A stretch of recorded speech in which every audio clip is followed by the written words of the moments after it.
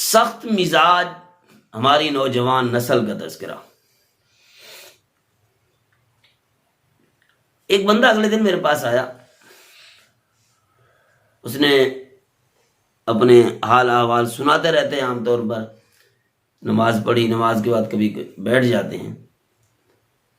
اس نے یہ تذکرہ کیا، میری گھر والی اور میرا بیٹا اور فلاں فلاں عمرے پہ جا رہے ہیں، عمرے پہ چلے گئے، لیکن میرا ایک بیٹا اپنی والدہ کو ملنے سے کترا رہا تھا، الٹا وہ ماں سے ناراض ہے۔ ماں نے کیا کیا؟ وہی جس طرح گھر کی باتیں ہوتی ہیں، کبھی بہو پر ناراض ہو، کبھی بیٹے پہ ناراض، یعنی اس طرح کی کھینچتانیں جس طرح گھروں کے اندر ہو جاتی ہیں، تو اس پر وہ بڑا ناراض ہوا۔ وہ ماں سے بولتا نہیں، وہ عمرے پہ جا رہی ہے، کہتے میں نے بڑی مشکل سے اپنے بیٹے کو راضی کیا،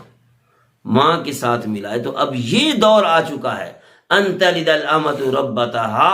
قیامت کی علامتوں میں سے نبی پاک صلی اللہ علیہ وسلم نے فرمایا کہ ایک وقت آئے گا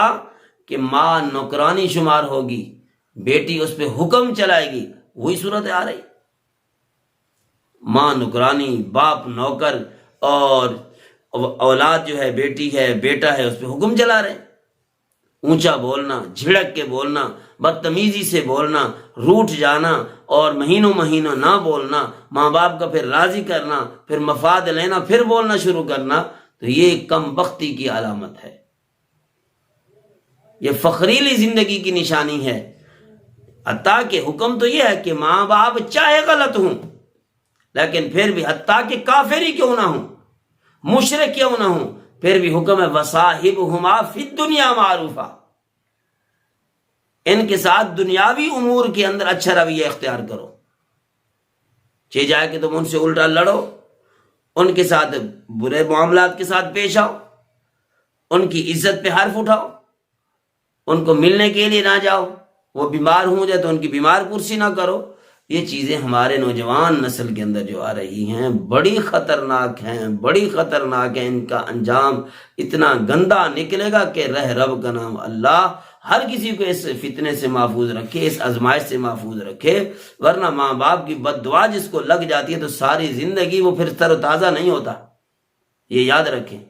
جب ہمیں یہ آپشن ہے ہی نہیں، اگر ماں نے کوئی بات کر لی ہے، اگر باپ نے کوئی اونچ نیچ کر لی ہے، تو وہ باپ ہے، وہ والد ہے تمہارا۔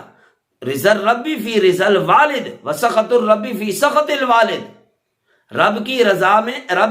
والد کی رضا میں ہے، اور والد اگر ناراض ہے تو رب بھی ناراض ہے، اور ادھر ماں کے قدموں میں اللہ نے جنت رکھ دی ہے، تو جنت کے مالک تھے، تمہیں ان کے بغیر تو جنت ملے گی نہیں،